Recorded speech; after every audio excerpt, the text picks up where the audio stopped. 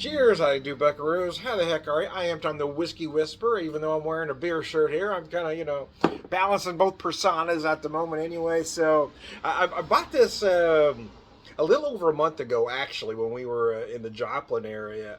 It's Restless Spirits out of Kansas City, Missouri. This is their Gullytown double barrel aged whiskey. It's a single malt whiskey. Barrel number one, new charred oak. Barrel number two, oak bourbon cask. So I did have a little bit. I opened it for the first time yesterday when I did my At the Pub podcast show with Mr. Rockin' Jake. He's a whiskey guy, so I wanted to pop a new one. It's absolutely delicious. I love American single malt whiskeys. This thing is very interesting. I'm going to share a little bit with you here. Look at that color. It's got a beautiful color. Ah, man, that nose is just so gorgeous. So it is an American single malt. So don't expect a Scotch and don't expect an Irish. Don't know if it lists the malt bill here or not. I'm having trouble reading that writing there. Our Irish forefathers carved alive and city out of these rocky walls. It was hard, but it was home. It was Gullytown. The single malt whiskey is aged in 2 barrels, working hard in tandem. They ensure that every delightful sip is truly legendary. Yeah, let's see. That doesn't give me a mash bill on it. It is. Trying to find the ABV here. I had it earlier. Now I can't seem to find it. I know it's on here. Remember, I had a hard time finding it when I was looking at it too. Goodness gracious. Phone number. They usually have it here, but I'm not seeing it. My eyes are not wanting to focus with me though.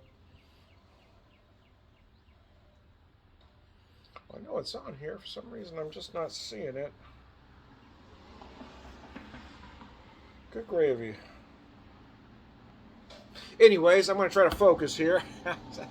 I thought I had it there. I know it's on here, and I just can't seem to see it for some reason. There, I'm going to look it up here while we're doing that here. I don't know why I can't find it.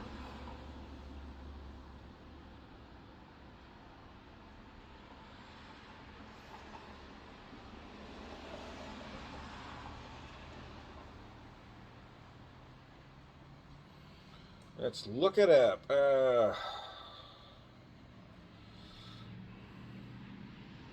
No, it's on that bottle. For some reason, I'm not seeing it there.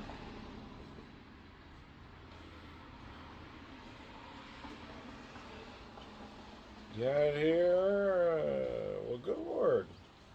I'm not seeing it on their page either. Double barrel aged, new charred oak and oak bourbon cask. Uh,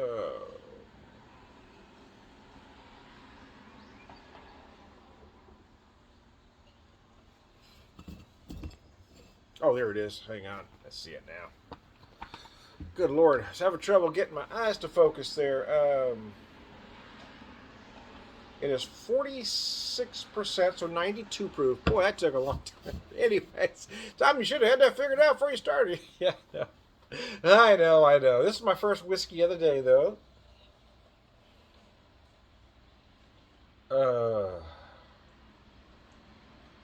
Boy, the nose on this is absolutely insane, I gotta tell you. And I'm trying to get some of those notes. That's why I hesitated there. I said it's not Irish and it's not Scotch. It probably leans more towards Irish, but it's definitely an American whiskey. It's probably closer to a bourbon mash, but you do feel some Irish-like notes, especially on the nose. Almost feels like you get just a hint of heather there, like you would in an Irish single malt. Definitely feeling some toffee on the nose, a little bit of spice, a lot of oak. You got that bourbon cast, so you're going to feel some bourbon notes.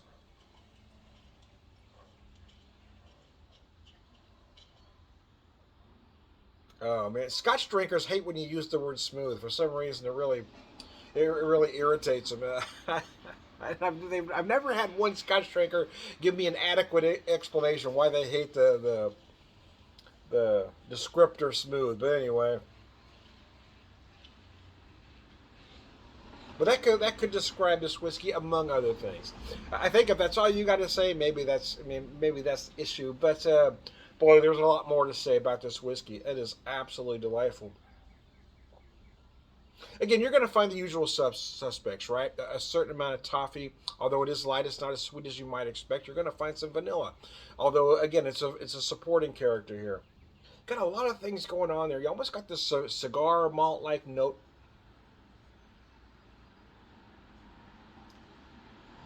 But getting past the flavors and aromas, it's the mouthfeel, right? The viscosity that is absolutely perfect about this whiskey. It's absolutely gorgeous. I poured myself 2.5 ounces even. 2.5 ounces, that's an odd amount, Tom. Yeah, I've got this glass that holds exactly 2.5 ounces.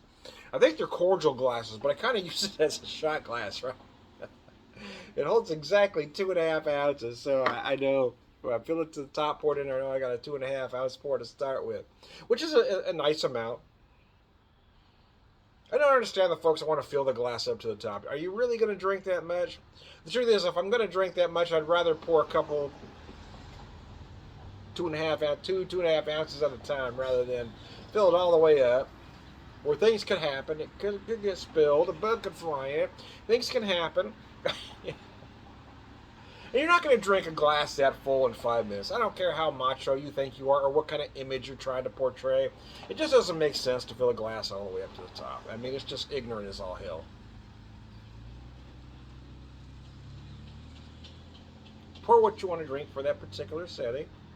And if I want more after this, pour 2.5 ounces. But I don't need to pour the glass all the way up. That just doesn't make any logical sense, does it? Gullytown. So I've had other products from Restless Spirits, and I am a fan, but I have never had this one for a couple reasons.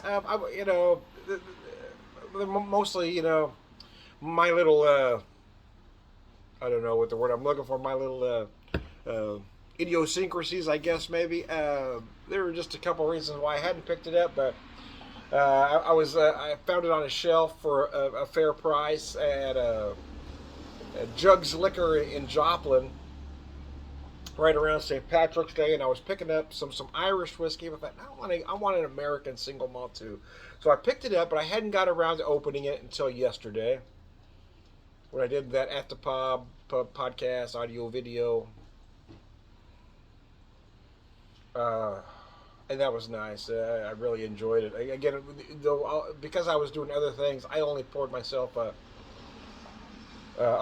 ounce and a half. Just a nice jigger pour, just an ounce and a half.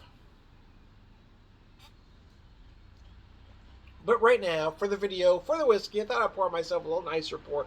So I feel like I'm picking up a little bit of a dark brown sugar in there because I feel like I get a little bit of molasses. You may find some dark fruit notes. That's really between you and your palate.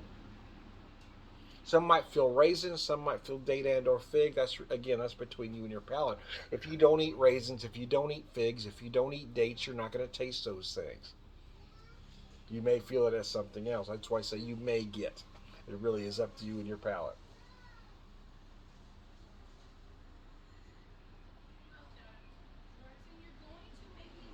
Jake was making a joke yesterday as I was drinking. He said, "So you get mushrooms?" And he said something else.